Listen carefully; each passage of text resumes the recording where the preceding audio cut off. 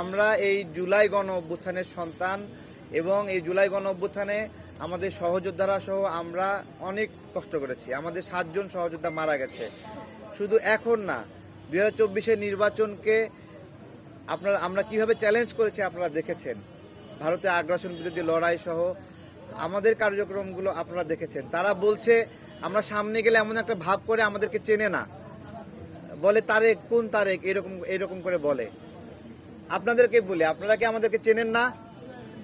চেনেন? কি ঘাটতি? আমরা আমাদের জায়গা থেকে কোনো ঘাটতি রাখি নাই। আমি জানি যে 100টা উপজেলা লাগবে, এটা না হলে দেবে না। তাহলে একটা রাজনৈতিক দল হিসেবে আমার তো দায়িত্ব, আমি যদি নিবন্ধন পেতে চাই আমার এটাকে ফুলফিল করা আমার দায়িত্ব। তারা বলছে 21টি জেলায় কমিটি লাগবে। রাজনৈতিক দল হিসেবে আমার দায়িত্ব এটা আমার পূরণ করা। আমি জেনে বুঝে কি আমি বাকি রাখবো? আমার 43টি জেলায় কমিটি আছে, 21টি না, 43 জেলায় কমিটি আছে আমাদের, এবং 108টি উপজেলা কমিটি আছে, অফিস আছে, সেগুলো লিস্ট দিয়েছি।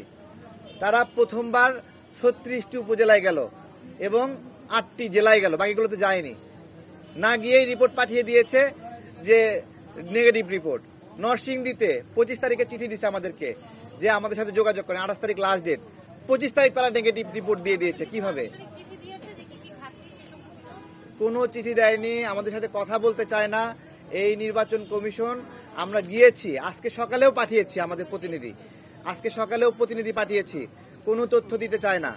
নাই, রিজেক্ট, কোনো তথ্য দিচ্ছে না। আপনারা আমাদের সহযোগিতা করেন। আমাদের কি করার আছে বলেন?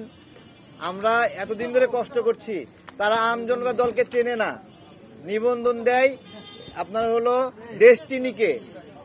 12 বছর জেল খেটে এসে 43 লক্ষ গ্রাহকের টাকা মেরে দিয়ে নিবন্ধনের আবেদন করেছে, রাজনীতি করার শখ হয়েছে, আবেদন করেছে, তাকে তারা নিবন্ধন দেয়। জাতীয় লীগের নাম প্রস্তাব করে।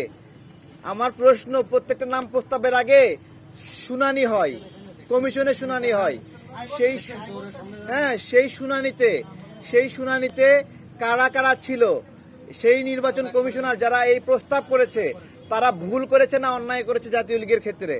আমরা যখন ধরলাম তখন তারা এটাকে বাদ দিয়ে দিল। আমার কথা বাদ দিয়ে দিলেন। 10টার বেশি দলকে আপনারা নিবন্ধন দিয়েছেন যারা কোর্ট থেকে আদেশ নিয়ে এসেছে। কোর্টে যাওয়ার আগে আপনারা রিফিউজ করেছিলেন, কোর্ট বলল না নিবন্ধন দেন, আপনারা দিলেন। আপনারা তো 10টার ক্ষেত্রে অন্তত ভুল করেছেন, আমার ক্ষেত্রে ধরেন আপনি সঠিক করেছেন, 10টার ক্ষেত্রে ভুল করেছেন না কোর্টের রায় অনুযায়ী। তাহলে আপনি আমাকে যে এইভাবে একটা বিপদের মুখে ফেলে দিলেন, আমাদের অনশন ছাড়া আর কি উপায় আছে? আমরা এখানে আছি, নিবন্ধন না পাওয়া পর্যন্ত আমাদের এই অনশন চলবে।